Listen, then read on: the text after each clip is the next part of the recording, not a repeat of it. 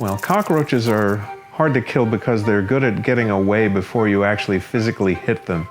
You have to be sort of sneaky and very quick in order to smash a cockroach. Their body's covered with all sorts of very fine hairs that are very delicate and very sensitive to air movement. They can literally begin to run away from you before their brain has received the signal that something's about to hit them. It doesn't actually go through their central nervous system. It goes directly from their sensors to their leg muscles. So the cockroach, as far as it's concerned, has started running before it even realizes anything wrong. So they're pretty good at getting away in that respect.